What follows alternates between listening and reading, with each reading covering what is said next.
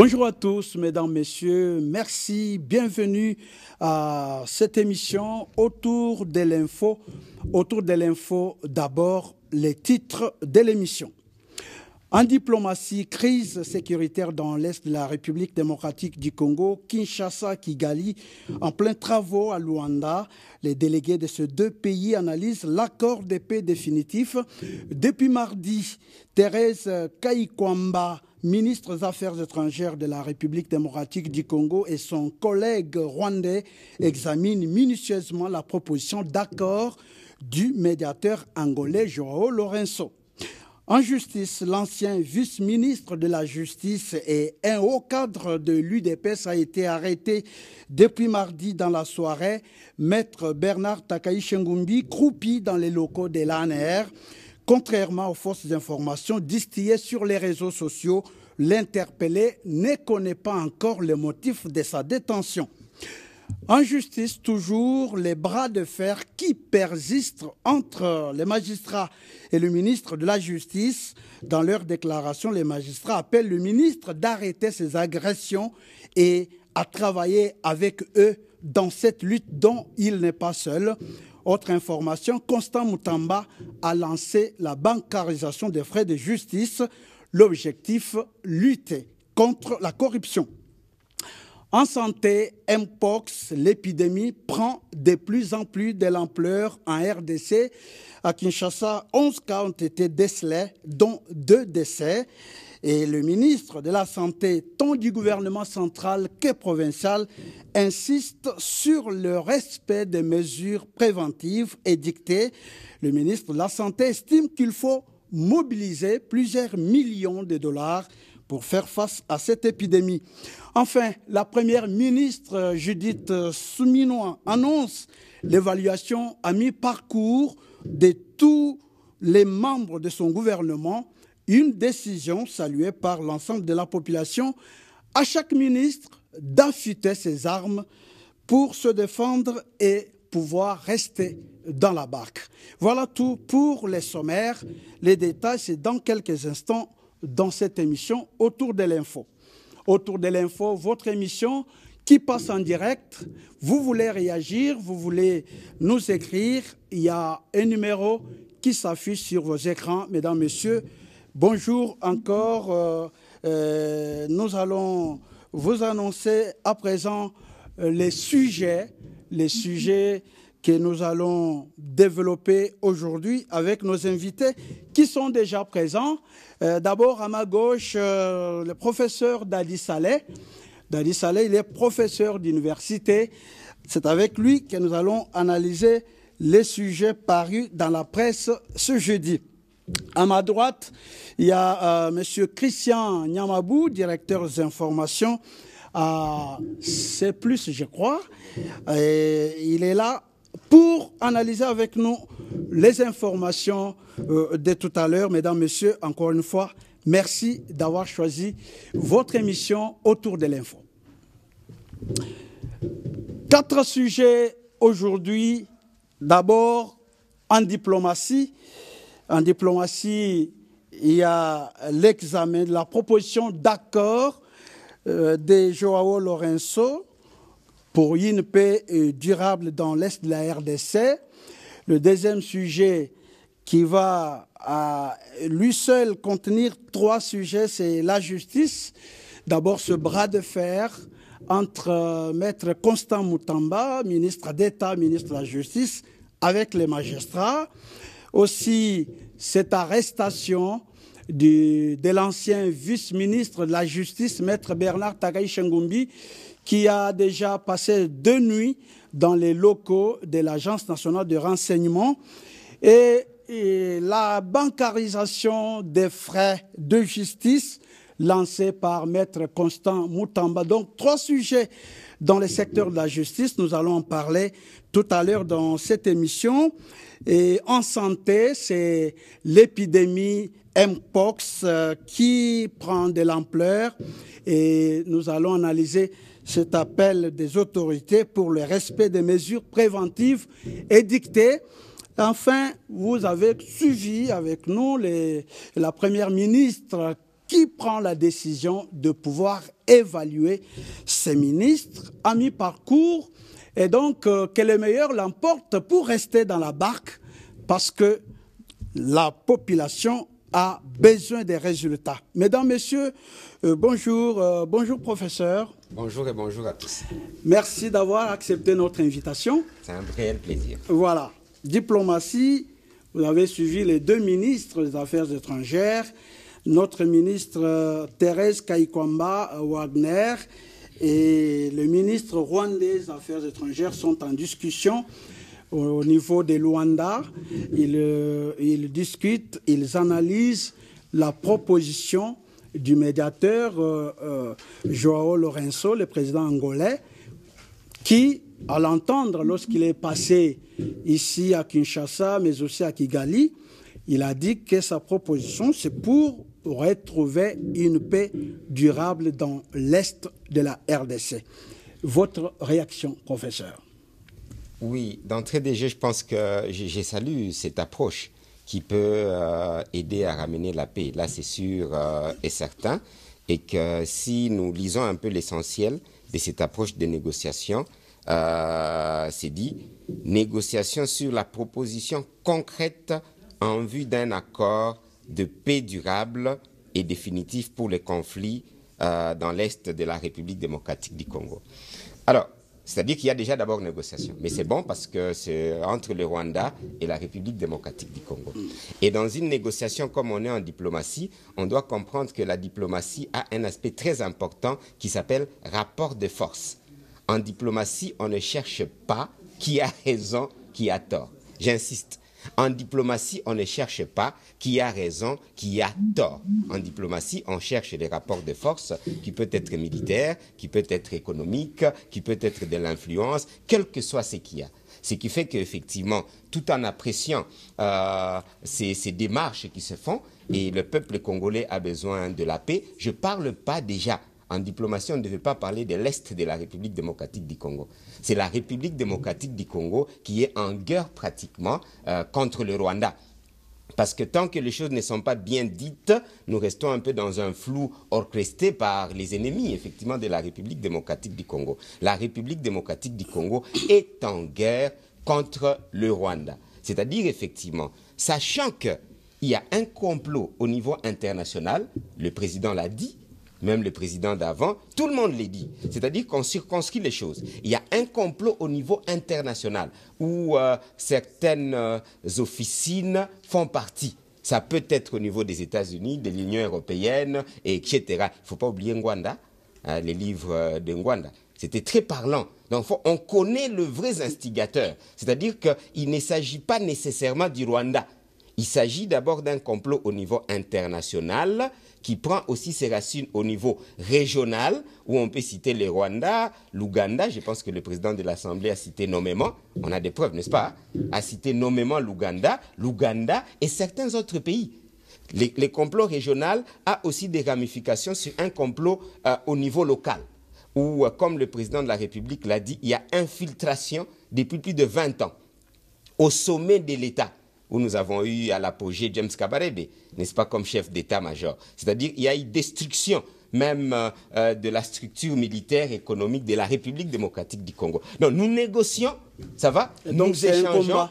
Exactement. C'est vraiment un combat pour Tshisekedi. Totalement. Et il s'y prend jusque-là assez bien, il faut le dire, mais en attendant, nous avons un petit problème qu'il faut résoudre, c'est que le président de la République a pris une décision très courageuse en mettant la RAD. La RAD, comme beaucoup de gens ne le savent même pas, la RAD, c'est la réserve, ça va, armée de la défense.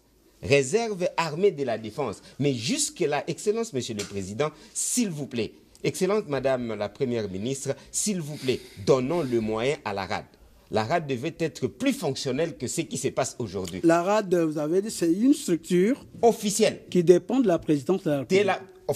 Selon mes informations, parce que j'aime la source, ça va, ça dépend du ministère de la Défense, ouais. Et ça dépend aussi de la, comment on appelle ça, du chef d'état-major. Quelle est la mission réelle?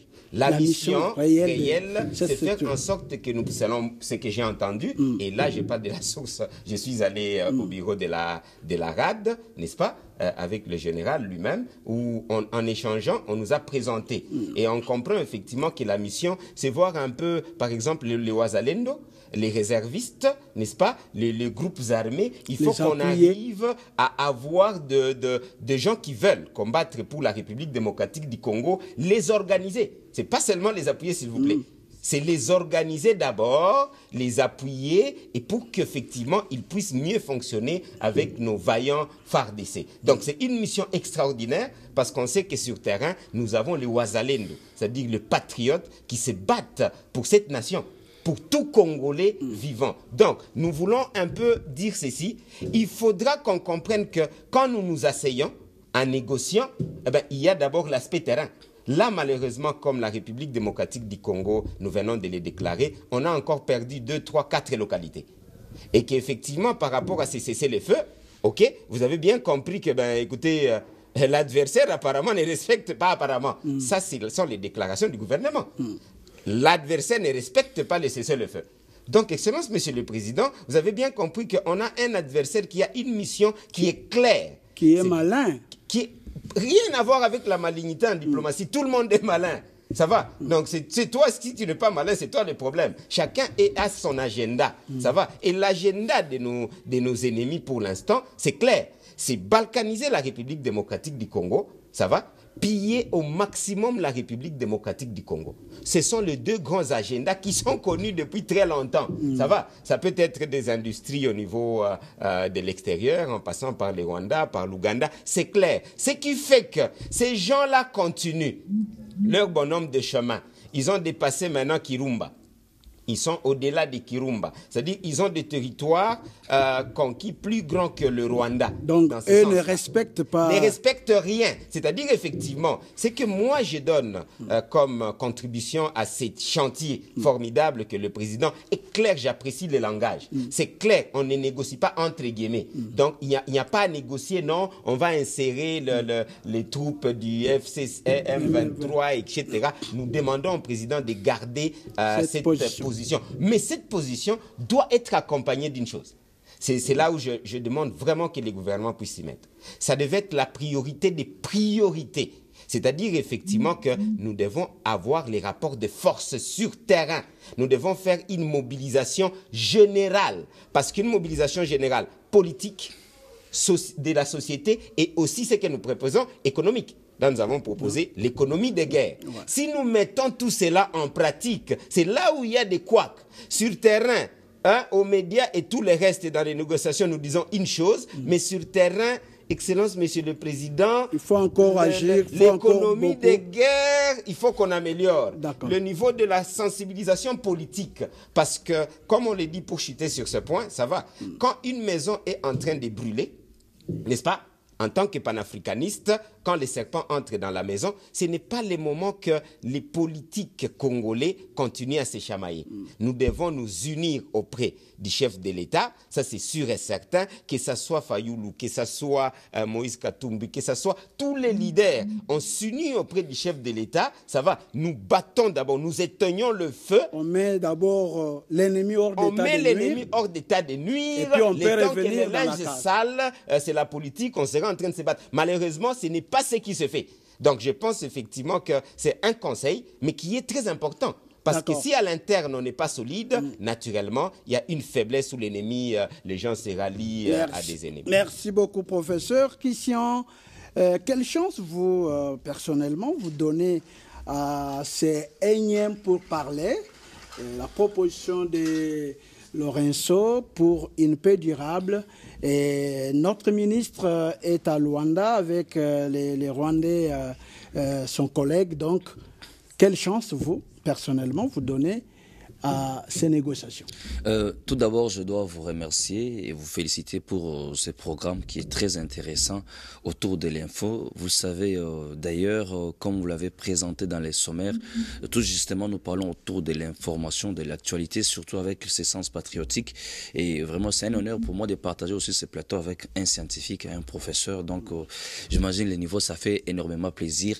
Et quant à la question s'agissant des négociations, d'abord, il faudra le rappeler que dans ces complots dont la RDC est victime, il faut préciser qu'il y a des pays ou des personnes ou des présidents qui sont quand même honnêtes envers la RDC. Il faut reconnaître João Lourenço, il faut reconnaître le président sud-africain, il faut reconnaître également le président burundais Evariste Ndayishimiye, et pour les autres là, ça laisse encore réfléchir. Alors, quant à la négociation, la médiation menée par João Lourenço, j'encourage, je félicite parce que João Lourenço, c'est l'une des personnes qui sont restées jusqu'alors, permettez-moi la tautologie, sérieuses et honnêtes envers la RDC, et faire des va-et-vient Kinshasa, Kigali, Luanda, c'est très important, c'est très capital pour l'intérêt de la RDC, de l'Afrique aussi, de la sous-région, parce que vous le savez, aujourd'hui, les gens pensent que si la RDC n'est pas en paix, tous les autres pays pourront se retrouver vivre à l'aise. Or, ce n'est pas normal. Vous voyez la configuration de la RDC au niveau de l'Afrique, c'est au centre. Il suffit que tout déclenche à partir du centre de l'Afrique pour que tous les continents puissent être embrasés. Et quand c'est l'Afrique qui est embrasée, et tous les restes pays de l'Europe ou de l'Amérique, ils vont vivre sûrement ces conséquences. Donc, on ne doit pas négliger la question de la RDC. Mais là, en rapport avec ces négociations, ce que je veux encore rappeler est que je souhaite, au-delà de ces négociations, que la RDC puisse travailler en silence du côté armement. Parce qu'il a été prouvé noir sur blanc que nos ennemis, le Rwanda, ils n'ont jamais été sincères envers nous. Combien de fois ils ont violé les cessez-les-feux? Combien de fois ils ont violé la trêve humanitaire? Donc, dire qu'il faut faire la confiance à cette médiation et oublier le reste côté sécuritaire, ça sera imprudent. Parce que, vous le savez, il y a quelqu'un qui a dit la diplomatie sans armée ou sans armes, c'est comme une musique sans instrument. Donc, au-delà de toutes ces négociations, parce qu'on sait que après tout ce qu'on va faire, on finira toujours par négocier, même s'il y aura la guerre. Ce n'est pas pour rien qu'après la Deuxième Guerre mondiale, on a créé l'ONU. C'est parce qu'il fallait pacifier, il fallait signer les accords des pays, il fallait tout ça. Et de la même façon que même si aujourd'hui on menait la guerre contre le Rwanda, on finira toujours par négocier, signer les accords. Mais ce que je souhaite aussi, ça je le parle avec tous les sursauts patriotiques, ce que je souhaite aussi qu'un jour la RDC puisse attaquer le Rwanda.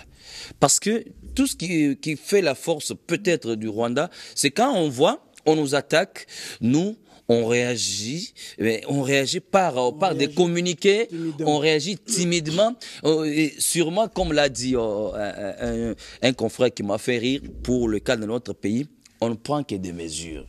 Nous avons pris des mesures. Finalement, on risque d'être comparé à des tailleurs qui prennent des mesures pour confectionner les tissus. Mais on doit aussi agir. On ne peut pas se plaindre que voilà, l'adversaire a violé les principes. Non, un jour, surprenons l'adversaire, ça va imposer le respect. Vous savez, j'ai appris une histoire. Parce que vous parlez de surprise, on ne peut pas vous le dire. C'est ce que j'ai dit. On ne peut pas l'annoncer. Mais on a beaucoup attendu. Ça se prépare, oui, attendez le temps que ça va donner. Et cher Gustave, il faut aussi vous rappeler la surprise, vous l'avez dit, ça ce sont des secrets. On ne peut pas crier sur les toits pour dire voilà, nous allons attaquer tel jour. Non, l'armée se prépare aussi en secret. Et lorsque l'attaque sera là, tout le monde sera surpris. Comme vous le dites là, vous savez qu'il y a une fois, nos autorités avaient annoncé une surprise, que voilà, comme ils ont fait oui, mais la surprise, on se prépare pour c'est répondre. Pourquoi j'ai dit ceci, la surprise ne s'annonce pas, laissez les tactiques militaires, mais les stratégies militaires, on est en train de perdre plusieurs ça va venir, aussi. Les tactiques militaires, les stratégies militaires ne s'annoncent pas publiquement. Vous savez quoi? L'armée a des professionnels. l'armée a des génies qui s'apprêtent. L'armée- L'attaque sera une surprise et pour les Congolais et pour le Rwandais. Et ça sera cher Gustave, la victoire. moi, personnellement, je ne mets pas en cause le professionnalisme de notre armée ou encore de nos commandos ou le patriotisme de nos militaires. Mais il suffit que l'on cherche aussi un jour, sans notre discours ici, mais on ne l'a jamais fait parce que ça fait des temps, ça fait des mois, ça fait des années. Bounagan est tombé depuis longtemps, on ne réagit pas toujours. Il ne faut pas dire qu'on ne l'a jamais fait parce que si ça n'a jamais été, on aurait déjà attaqué toutes les autres provinces pour prendre le pays. Vous savez, mais attendez, pourquoi ils n'avancent pas jusque-là? C'est parce qu'il y a cette armée qui travaille. Alors, la surprise, ça sera la surprise de tout le monde. Nous serons surpris. Ah, l'armée a remporté, l'armée a attaqué, les Rwandais pleurent. Nous serons tous surpris parce que ce sont des stratégies militaires. Je vais vous répondre. Voilà. Nous voulons constaté, passer à la deuxième. Permettez avant de passer, s'il vous plaît, quelques secondes. Ouais. Nous avons constaté il y a eu des explosions dans des camps, par exemple à Mugunga, et c'est passé comme ça. Mais si jamais un jour le Rwanda s'est réveillé, être aussi surpris par ce genre de réactions, ils vont aussi pleurer, ils vont se plaindre. Même la population marchera contre Kagame. Et quand ils vont marcher contre Kagame, ça va l'asphyxier davantage. Et ça va aussi nous permettre de prendre un élan. Mais dès lors qu'on est en train d'observer cette attaque, on se dit voilà, on se prépare, on attend les accords. Même ces accords, je crains encore assez que juste après que le Rwanda puisse encore en manigancer comme dans ses habitudes. Qui sait si cette préparation c'est directement pour avoir la victoire. Donc ne vous en faites pas. Nous souhaitons la victoire, bien entendu. Soutenons notre armée. Nous aurons la victoire bientôt, comme le président l'a dit toujours. Nous aurons la victoire sur cette guerre injuste qui est imposée à la République démocratique du Congo. J'espère. Voilà.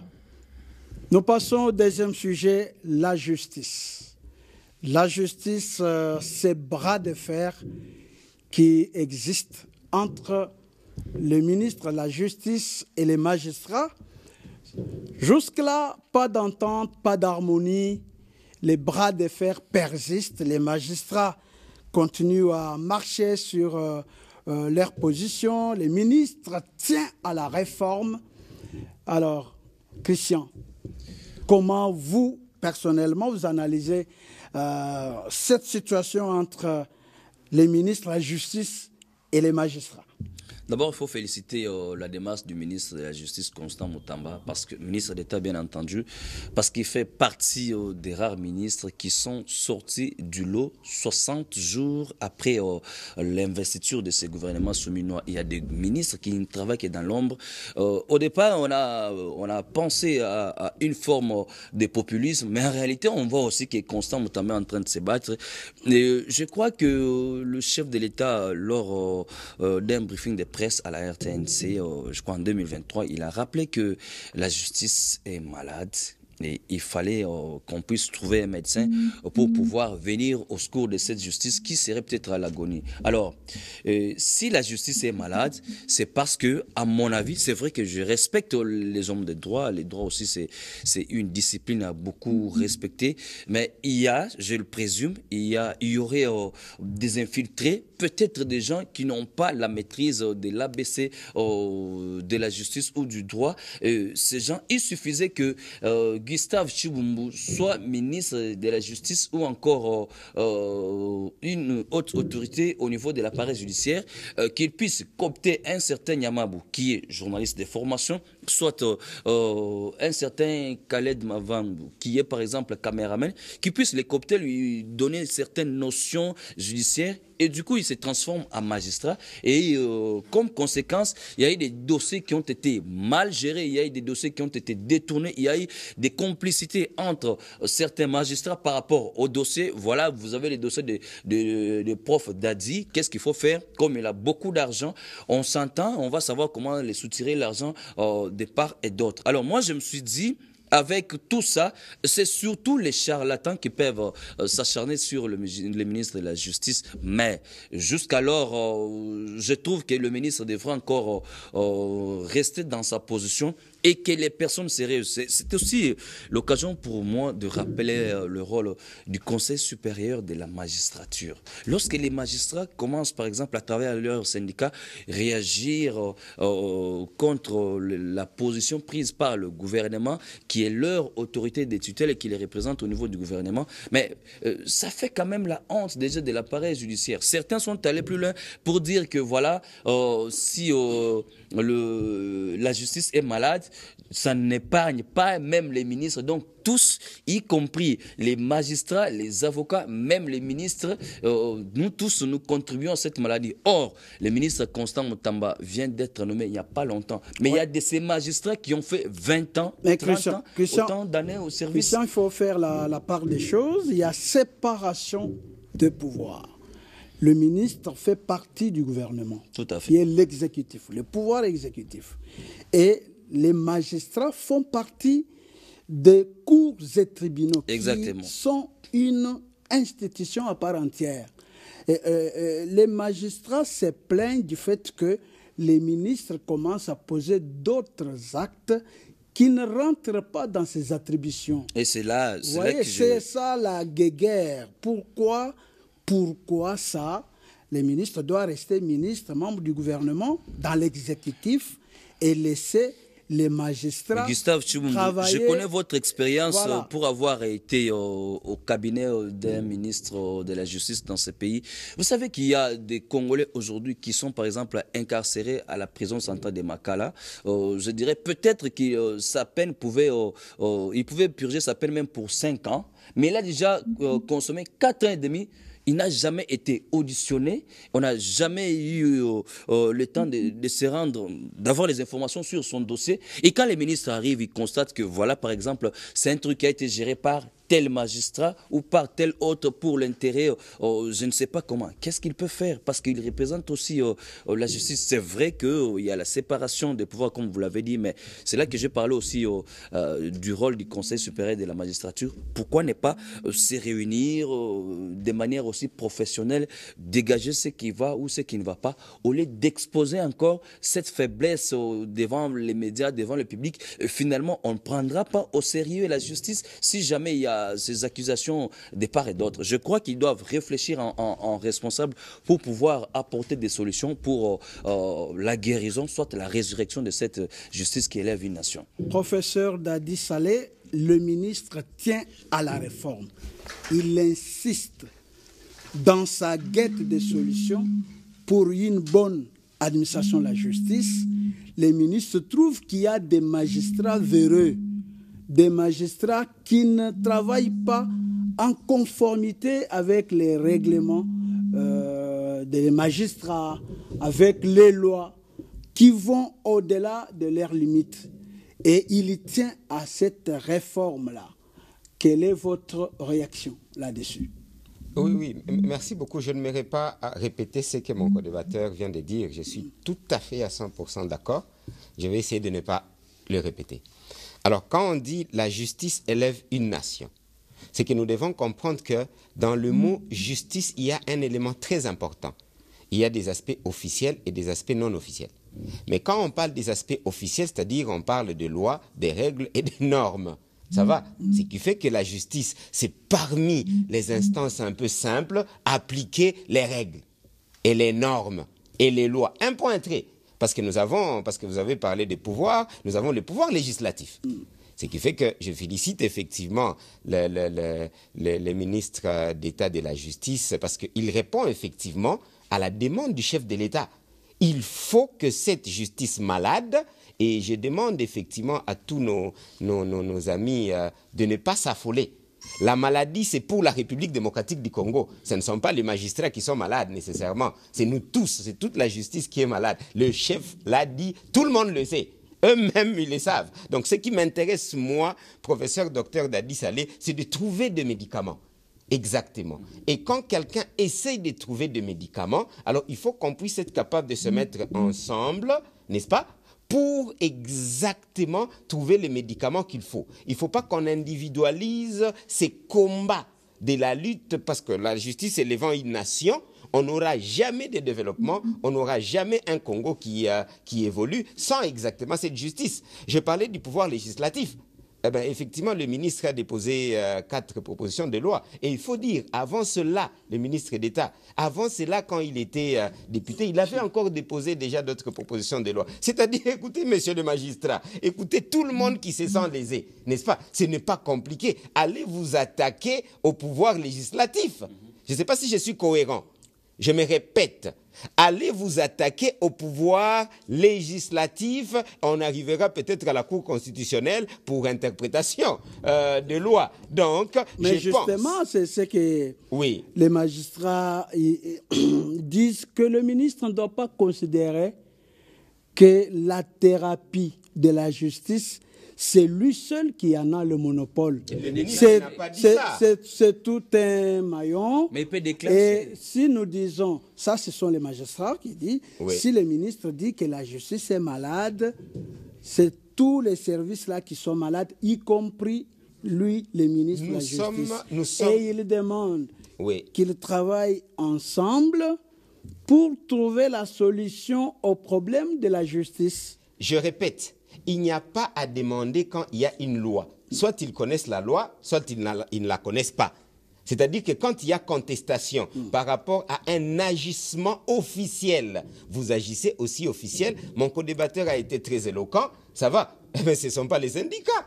Écrivez à la Cour constitutionnelle, écrivez à tous, partout, par rapport à la loi. Donc, il ne s'agit pas de mouvement citoyen, s'il vous plaît.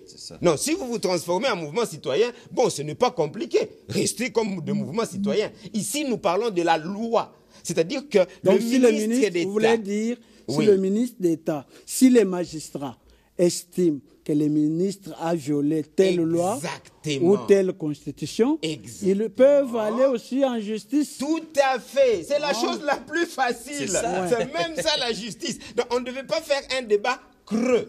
Ça va? Parce que moi, avec notre philosophie, Kujitegemea, Tomilukela Tuso Sangemo Situji Kebela, le peuple congolais doit savoir qu'on n'a pas besoin de débats qui ne rapportent pas, ça va, des solutions au peuple congolais. Le peuple congolais constate effectivement que quand je viens, je paye de frais, je n'ai jamais de quittance. Ça va. Quand je viens, je suis emprisonné, on me demande $10 en prison, $5. Tout le monde le sait. Qui ne le sait pas? Qu'en prison, on demande des gens de l'argent pour ne pas vous tabasser, pour ne pas faire ABCD. Qui ne le sait pas? Qui ne sait pas effectivement que l'argent des cautions ou bien de libération provisoire, comme on l'a dit, ça part où? Donc, il y a des points, moi, à mon niveau, en tant que professeur, je ne veux pas me transformer en la justice. Que la justice puisse faire son travail pour que l'argent de l'État congolais puisse passer par des voies où l'État congolais recouvre cet argent. Alors, qui se sent mauvais, c'est mouche. Donc, vous voulez dire que l'on fasse tout pour que le peuple se retrouve dans la justice qui est administrée. Je demande aux honorables magistrats, parce qu'il faut dire que ce sont des honorables, s'il vous plaît. Je demande aux honorables magistrats, je demande à l'excellence, effectivement, ministre d'État de la Justice, exactement, et il ne va pas refuser de le faire. Asseyez-vous, s'il vous plaît. On n'a pas besoin de guéguerres à la télé, à la radio et se détruire. Donc, nous tous, nous travaillons pour le peuple congolais. Donc, Christian, lorsque le ministre appelle... il projette déjà l'organisation des États généraux. Voilà, par exemple. C'est l'endroit où tous les problèmes devraient être réglés, et puis les magistrats qui se sentent que voilà, ils sont lésés par rapport à la démarche du ministre, ils devraient exposer, et puis on tire des conclusions par rapport à ces États généraux. On réorganise l'appareil judiciaire. Je me demande, la dernière fois que ces États généraux se sont tenus, c'était encore en quelle année? En 2015, et d'ailleurs. Pour quelle raison? D'ailleurs, les magistrats estiment, sont déjà en avance pour dire que le ministre ne doit pas organiser les États généraux. Vous imaginez encore? Parce que, s'il vous plaît, parce qu'il y a des travaux qui existent où tous les problèmes dénoncés, décriés aujourd'hui ont été évoqués, et il y avait des recommandations, il y avait des solutions à tous ces problèmes, quelle que soit la nature du problème. C'est là que pour eux, pour les magistrats, ils demandent que le ministre revisite ces travaux-là et les réponses, les solutions apportées, et s'il faut les appliquer, qu'ils les appliquent. Les États généraux ont été tenus depuis 2015. Mais moi, je vais parler des exemples récents ici. On a connu, par exemple, le procès 100 jours. On a connu tant d'autres procès. Aujourd'hui, on parle du procès Malanga. Récemment, on a parlé du procès avec les jeunes de l'UDPS. On a parlé du procès Kaba Kaba. Parfois, on ne comprend pas comment ces procès évoluent et comment ça s'est fait. Jusqu'alors, où serait, par exemple, Jamal, on se demande. Alors que les maisons préfabriquées n'ont pas été construites. Si jamais la justice avait, je mets entre guillemets, avait suivi la procédure, si elle avait respecté par exemple certaines dispositions de ces travaux de 2015, peut-être qu'au-delà du côté judiciaire, on allait aussi voir l'évolution de la construction des maisons préfabriquées. Peut-être qu'on allait aussi avoir certaines solutions quelque part. Donc, s'il y a des procès qui sont devenus comme théâtre aujourd'hui, donc les États généraux n'ont pas été respectés ni appliqués. C'est pour cela que le ministre ne doit pas croiser les bras, il ne doit pas tergiverser pour ne pas procéder aussi, passer à une autre vitesse afin que la justice puisse se réveiller. Parce que le chef de l'État, Félix Tshisekedi, est venu au pouvoir au terme des élections de 2018, alors qu'il y a eu les États généraux en 2015. Mais arrivé au pouvoir, il se rend compte que la justice est encore malade. Alors, que faire? Vous voulez dire que les travaux, les États généraux de 2015... on ne voit pas, ça n'a pas produit les effets. Voilà. On ne devait pas réfléchir de la sorte. J'ai dit la plupart des fois, on enseigne un peu un petit cours management axé vers les résultats. Là, avec notre maître Saman Oluto. Management axé vers les résultats. Pourquoi Congolais, le peuple congolais, et surtout des intellectuels, nous perdons notre temps à discuter des choses qui ne nous ramènent pas la solution? Ça va? Ici, le peuple congolais a besoin de solutions. Et il y a une organisation et une collaboration, pour ceux qui ne le comprennent pas. Ça va? Le ministre a un poids, ça va sur une partie de l'appareil judiciaire, ne vous en faites pas, sur des prisons, etc., que personne ne vous trompe, hein? Ça va, il a vraiment un poids officiel, reconnu. Alors il faut bien comprendre la séparation du pouvoir entre les pouvoirs judiciaires et les pouvoirs exécutifs. Il n'y a pas de problème. Donc, faisons un débat constructif.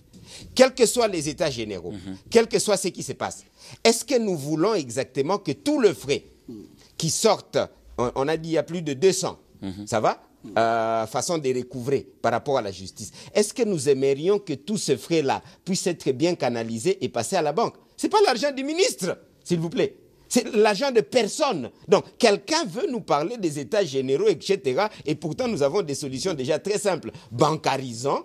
On devait bancariser tout en République démocratique du Congo. Je pense que la ministre de l'ESI aussi est en train de le faire, de l'EPSP, etc. À la mesure du possible, bien sûr, on est tout à fait d'accord. Donc, la bancarisation n'a rien à voir, n'est-ce pas, directement avec un individu. Ah, donc, si vous refusez, comme le ministre l'a dit, la bancarisation, donc vous avez l'intention de détourner l'argent de l'État. Tout à fait. De faire passer... Déjà, c'est une mauvaise intention. Une mauvaise intention. Tentative de détournement. Pourquoi vous ne voulez pas que l'argent qui est pour l'État congolais, ça va, où il y a un acte de justice, et cet acte-là peut être versé, en quoi ça devait faire un problème? Non, nous devons aller vers la pratique. Il y a des choses où, s'il vous plaît, on doit se concentrer, se dire, Excellence, Monsieur le ministre, oui, nous comprenons par exemple ce point-là. Et là, je m'adresse directement au ministre d'État. C'est très bien, mais maintenant, prenons des mesures avec le ministère des Finances, avec la Banque centrale, avec les banques, pour que le plus rapidement possible, en Ngandajika, ça va, que nous puissions avoir ces banques-là. C'est ça la pratique. Je pense que ça devait être la vraie discussion. Excellence, Monsieur le ministre, avez-vous pris contact avec la Banque centrale, le ministère des Finances et tout le monde pour que le plus rapidement possible, à Beni Territoire, là au fond, à Oicha, n'est-ce pas? Parce qu'il ne faut pas s'imaginer Kinshasa. Ouais. Kinshasa, ce n'est pas la République démocratique seulement. Ce n'est pas Goma seulement, la République démocratique du Congo, là où il y a des infrastructures. Non, moi, je me projette en demandant au ministre, en les conseillant, et je sais qu'il est en train d'y penser, rapidement, allons vers de mesures pratiques. Que ça ne soit pas comme la bancarisation, où parfois les enseignants, je suis enseignant s'il vous plaît, les enseignants, nous étions en train de faire 20 km dans la brousse, 50 km pour aller être payés, ça va, 200 000 francs. Et vous avez déjà dépensé vous-même 100 000 francs pour location des motos et logement, ça va, et vous allez récupérer. Vous comprenez? Donc, une bonne mesure, mais où nous devrons parler de l'application, et je sais qu'ensemble, nous pouvons y arriver. Ce ne sont pas ces mesures-là qui peuvent faire arrêter l'applicabilité de cette loi-là. Un autre point. Donc, vous voulez que les gens en prison puissent continuer à payer des frais, par exemple, le frais là de caution. Ça va? Ça part où? Donc, vous ne voulez pas que ça soit centralisé à la banque et que l'État congolais peut dire exactement, on a consigné, n'est-ce pas, l'argent et c'est légal. Donc ça doit aller dans des poches de certaines personnes. Non, absolument pas. Voilà. Donc Christian, je pense qu'il ne faut pas qu'on fasse ces discussions. Christian, je pense que toi aussi, tu loues les mesures de bancarisation. Tout à fait. Tout à fait. D'ailleurs, j'irai plus loin pour dire que dans ces mesures de bancarisation, il faudra aussi voir, en dehors de la Banque centrale du Congo, il faudra aussi penser à cette caisse d'épargne du Congo, la CADECO, qui est d'ailleurs une institution aussi importante pour la RDC. Aujourd'hui, on a presque oublié ça, mais je me souviens, l'année passée encore, j'étais attaché de presse au cabinet du premier président de la Cour de cassation. Il y a eu cette démarche entre la Cour de cassation et la CADECO et on a sillonné un peu plusieurs instances judiciaires de Kinshasa et de l'intérieur pour que l'on puisse avoir la facilité soit de faire cette transaction des frais à travers la CADECO et que les choses se passent normalement. Parce qu'on a tendance aussi à oublier la CADECO, permettez-moi, je ne fais pas la publicité de cette caisse, mais au moins c'est une caisse de l'État. Ouais. Il faudra penser à cela. Alors, cette bancarisation va permettre à ce qu'il y ait un suivi, qu'il y ait un contrôle, qu'il y ait la traçabilité. Parce qu'aujourd'hui, je me souviens récemment, le ministre d'État en charge de la justice, il avait instruit à toutes les banques ou encore les régies financières qui détiendraient l'argent ou les biens saisis par rapport aux différents procès de pouvoir les restituer rapidement, mais également les OPJ de pouvoir les retracer. Alors Christian, tu étais en train de dire qu'il faudrait que le ministre s'appuie sur la CADECO. Tout à fait. Il faudrait que le ministre s'appuie sur cette caisse qui est d'ailleurs une coopérative nationale. C'est vrai que peut-être au niveau des transactions qui puissent aller au-delà de nos frontières, là, il faudra réfléchir le mécanisme avec les autres banques privées, banques commerciales. Mais je pense qu'au niveau national, on doit vraiment faire aussi en sorte que la CADECO puisse se ressusciter à travers aussi ces représentations, ces succursales, ça et là, parce qu'il y a la direction générale ici à Kinshasa, mais il y a aussi des directions provinciales, ça et là, et on n'en parle presque pas. Jusque dans les territoires. Voilà. J'ai vu ça presque partout. J'ai vu, par exemple, quand vous arrivez en Mbuji-Mayi, c'est non loin d'ailleurs du tribunal de grande instance, non loin d'ailleurs du quartier général érigé pour les magistrats. Donc, d'ailleurs, ce que les professeurs venaient de dire tout à l'heure, qu'il ne faut pas penser que lorsqu'on a instauré la bancarisation, c'est pour Kinshasa, les frais de justice se payent partout. Et donc, si c'est relié à la CADECO, par exemple, comme les... Je voulais aller un peu plus loin, parce que l'idée ici, je vous ai dit, je suis Mouzalendo, on est des patriotes. C'est qu'on n'a pratiquement aucune banque qui est vraiment propriété de la République démocratique du Congo. Au-delà de la CADECO, ce sont d'enrichir les autres. Ça va, on doit créer nos propres banques et contrôler notre système financier. Donc, c'est une disposition technique. On pense que non seulement le ministre d'État de la Justice nous suit, et que le ministre des Finances nous suit, et effectivement, le président de la République lui-même. Au fond, un dernier mot sur ce point par rapport à mes considérations. Il faut comprendre que le magistrat suprême, c'est le président de la République. Donc, le débat entre le ministre d'État de la Justice, les magistrats et tout le corps, toute personne qui fera le débat, nous savons très bien que le magistrat suprême, ça va, de la justice, c'est le président de la République, sauf si je me trompe, je ne suis pas juriste. N'est-ce pas? Donc, nous savons qu'il a un œil par rapport à tout ce qui se passe. Alors, tout intervenant dans ces dossiers doit comprendre que le magistrat suprême, ce n'est pas le ministre ministre d'État de la Justice. C'est le président de la République. Ce n'est pas la première ministre. C'est une matière sensible et ce n'est pas inutilement qu'on a mis ça dans la Constitution. Donc, de toutes les façons, il nous faut des réformes. Je vais encore un peu plus loin. Est-ce que vous savez que le président de la République demande des réformes qui vont au-delà de ce qui existe? C'est ce qui s'appelle réforme courageuse. Donc, il ne faut pas seulement suivre ce qui existe. Nous pouvons même enlever certains points qui sont dans la loi, n'est-ce pas, pour effectivement en mettre d'autres pour que nous arrivions au bien-être de la population, comme c'est la justice qui élève une nation. Soyons un peu courageux et ne restons pas dans de petites discussions. Allons un peu au-delà, ça va, de nos petites considérations. Tout le monde est pour, bien entendu, des résultats au profit du peuple. Des résultats au profit du peuple. D'accord. On termine ces dossiers de la justice avec l'arrestation depuis mardi de l'ancien vice-ministre de la Justice, Maître Bernard Takaiche, qui a passé déjà 2 nuits dans les locaux de l'ANR. Votre réaction, Christian?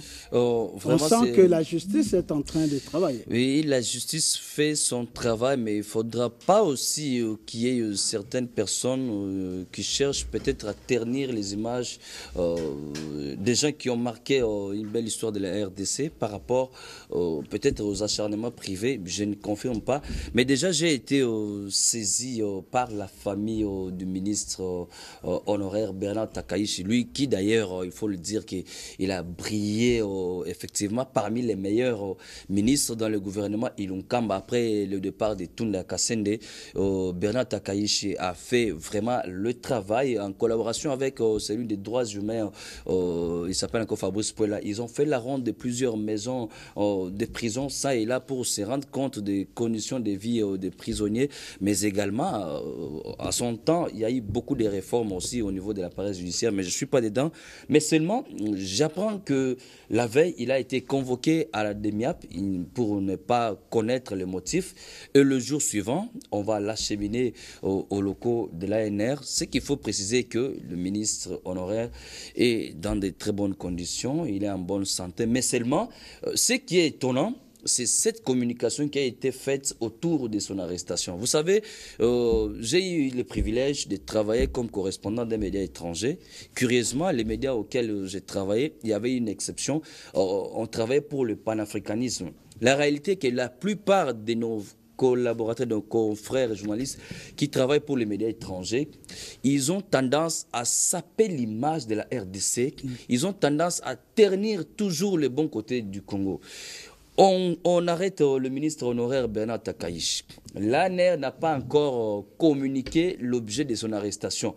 Mais on lit déjà sur les réseaux sociaux, les tweets, je ne vais pas citer le nom, mais de nos confrères qui sont correspondants de ces médias étrangers, qui cherchent déjà à ternir l'image de la justice et du pays et de l'ANR. Parce que, vous savez, jusqu'à preuve du contraire, le ministre, selon mes informations, parce que d'ailleurs, pendant que je suis en train de parler avec vous, je suis en contact avec sa famille, on vient de m'écrire d'ailleurs, le ministre, on ne l'a jamais communiqué jusqu'alors l'objet de son arrestation. Mais d'où proviendraient les présumés 5 millions détournés par rapport à la construction d'une nouvelle prison? Et les amis qui véhiculent ces informations, ils doivent faire très attention parce que vous savez qu'il y a récemment, on a vu notre confrère qui a voulu hypothéquer l'image du pays en présentant les images de la prison de 2015, 2013, 2014, alors qu'il y a eu quand même des avancées. Je le rappelle aussi, du temps de Bernard Takaiche, il y a eu des visites à la prison, vous étiez présents. On a cherché à ce que le prisonnier puisse vivre dans de bonnes conditions. Et manger continuellement. On leur a continuellement. donné la nourriture. Et ils étaient dans de bonnes conditions. Je crois que c'est ce qui est en train de poursuivre d'ailleurs le ministre Constant Mtamba, qui s'est rendu aussi à la prison centrale de Makala et qui sera un peu ça et là. Alors, ce qui fait mal, c'est la manière de communiquer. Je crois que le service de sécurité, l'ANR, devrait aussi voir. Est-ce que l'ANR n'est pas aussi infiltré par des gens qui cherchent à ternir l'image du pays? Ça, je m'interroge parce que quand on porte une information pareille, je ne suis pas politicien, mais déjà depuis un moment donné, on cherche à présumer que ceux qui sont de l'UDPS travaillent mal, ils sont dans les détournements, ils sont dans ceci, cela. Or qu'il y a des gens aussi qui ont travaillé très bien et qui continuent à travailler très bien pour l'image du pays. Et ça, je fustige. Je crois que l'ANER devra aussi travailler pour que ceux qui cherchent toujours à vendre négativement l'image des pays puissent être dénoncés. Peut-être merci, merci Christian. Professeur, vous avez aussi appris, comme nous, que l'ancien vice-ministre de la Justice a été arrêté. Votre réaction? Je pense qu'on ne fait pas des omelettes sans casser les œufs. Ça, c'est sûr et certain. Mais on doit savoir on casse quel œuf. Là, c'est sûr et certain. Je pense que comme nous sommes dans une matière de la justice et que tous ces points-là sont régulés par la justice, encore une fois, comme mon co-débatteur vient de le dire, quelles sont les compétences de l'ANER, c'est encore régulé par la justice. Donc nous demandons aux uns et aux autres, comme nous sommes dans des réformes profondes, tout en allant vers le magistrat suprême. Parce qu'il faudrait effectivement que le magistrat suprême soit, comme il a promis, et je pense jusque-là ça va, avec vraiment le ministre d'État de la Justice, pour qu'il n'y ait pas beaucoup de couacs.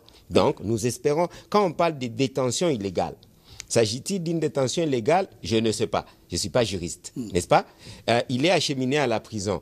Il ne connaît pas des motifs, peut-être. On ne sait pas. Je ne sais pas s'il ne connaît pas des motifs. Ça va? Mais d'habitude, on dit qu'il y a un mandat, soit d'amener, soit d'arrêt, soit etc. Il y a au moins un document pour qu'on puisse appréhender quelqu'un. Je présume que tous ces documents-là ont été présentés. Si ces documents-là n'ont pas été présentés et qu'on vous dit votre motif sera communiqué dès que vous arrivez là, on vous convoque, donc on lui a convoqué de motif. Si on ne lui a pas convoqué de motif, c'est-à-dire qu'il y a entorse de la loi. Donc le ministre d'État de la Justice, qu'on apprécie beaucoup, énormément, nous les panafricanistes et les patriotes, nous pensons qu'il devra aussi prendre ce genre de cas, voir de plus près. Qu'est-ce qui se passe? Parce que c'est quand même une autre autorité qu'on arrête et qu'on ne devait pas l'arrêter indûment. Comme il a dit, désormais, il faut que les choses se passent selon la justice. On n'a pas dit selon ce qu'il pense. C'est selon la justice. Surtout qu'il faut aussi préciser qu'en droit, il y a ce qu'on appelle la compétence juridictionnelle. Pour un ministre du rang de Bernard Takaïche, je crois que s'il fallait être interpellé, c'est par d'abord la Cour de cassation. Il fallait qu'il passe par le parquet de la Cour de cassation, que le ramener directement à la DEMIAP. Alors, comme j'avais la parole, n'est-ce pas? On ne va pas penser. Et c'est ça l'avantage de la justice, n'est-ce pas, mon très cher co-débatteur? Nous ne demandons à personne de penser. Nous demandons à tout le monde d'appliquer la loi. La loi, elle est par écrite. Ici, nous n'appliquons pas des lois sur le plan verbal ou bien des pensées. Évitons cela. Nous demandons à l'excellence, monsieur le ministre de l'État, d'appliquer la loi. Est-ce que toute la procédure de forme a été respectée? Pas de problème. Si ça a été respecté, je ne vois aucun problème. Si ça n'a pas été respecté comme apparemment, on n'a pas communiqué, apparemment, c'est ce que le ministre d'État devait faire. Il faut qu'on vous communique. Ça va, des motifs de votre arrestation ou bien de votre détention provisoire ou pas. Et que vous puissiez avoir droit à des avocats. D'accord. Donc, on peut retenir que tout ce qui circule sur les réseaux, ce sont des fausses informations. Tout à fait. L'interpellé n'a pas encore été entendu, on ne lui a pas encore annoncé les motifs de sa détention. La procédure a été aussi violée, n'a pas été respectée. Il ne faut pas se fier à ce qui circule sur les réseaux sociaux. Ce sont des fausses informations, des fausses rumeurs qui font circuler les ennemis de la République, comme Christian vient de le dire. On termine malheureusement, nous n'allons pas aborder la santé Mpox avec 11 cas, mais nous terminons par cette mi-évaluation de la première ministre qui décide enfin de pouvoir évaluer tous les membres de son gouvernement à mi-parcours. Professeur. Je croise le bras, tout simplement parce que on attend que ce genre d'exercice depuis l'indépendance de la République démocratique du Congo. Ce qui fait que Madame l'excellence première ministre devra se mettre en tête que tout le peuple congolais attend cet exercice. Que cet exercice ne soit pas un jeu. des partis politiques ou bien de l'union sacrée ou bien de l'opposition de la majorité. Non, c'est pour l'intérêt du peuple congolais, comme le chef de l'État l'a dit. Donc qu'elle soit rigoureuse, ça va, qu'on ne considère pas les noms des gens. Vous avez bien travaillé, on a de preuves, des éléments qui prouvent que vous n'avez pas peut-être porté des fruits. S'il vous plaît, madame la première ministre, enlevez ces ministres-là. S'il faut remanier à moitié, n'est-ce pas? Je me pose par exemple la question, pourquoi il n'y a pas, excusez-moi, je félicite le ministre de l'économie, pas de problème, et tous les autres ministres. Mais je pense qu'à l'instar du ministre d'État de la Justice, on devait avoir des mesures courageuses. Parce que le pays, franchement, a un sérieux problème. Le chef de l'État l'a si bien dit, la corruption est au zénith, etc. Donc il faut que les autres ministres puissent vraiment prendre des mesures courageuses. Vous comprenez que on fera peut-être un autre débat là-dessus. Quand on parle par exemple de la dollarisation, c'était le moment où on coupe une fois pour toutes. Quand on parle par exemple de paiement en dollars, n'est-ce pas? Pourquoi les ministres des tutelles ne prennent pas des décisions courageuses où on ne doit utiliser que le franc congolais qui est la monnaie de circulation et non des monnaies de réserve? Merci, des mesures courageuses. merci, professeur. On est à la fin. Christian, un mot seulement, on termine. Et Voilà. moi, je viens de recevoir une précision que les présumés 5 millions qu'on aurait attribués au ministre Bernard Takaichi, ce n'était pas à son époque. Cette somme a été débloquée du temps d'Alexis Tambwe-Mwamba en tant que ministre de la Justice. Je crois que maintenant c'est clair. Il y aura vraiment des rebondissements. Voilà. Et merci pour cette très belle émission. Je pense que c'est qu'il faut rappeler que le 28 août, il y aura une table ronde de la jeunesse avec le gouvernement, avec la ministre de la Jeunesse Aïgana Gato. Et on va en parler même prochainement. D'accord. Merci beaucoup, mesdames, messieurs. C'est la fin de votre émission Autour de l'info. Autour de l'info, nous avons reçu le professeur Dadi Saleh et Christian Nyamabou Kabeya. Vous avez suivi leurs analyses. C'est la fin de l'émission. La suite le mardi prochain. Pour l'instant, restez branchés sur votre chaîne. Au revoir.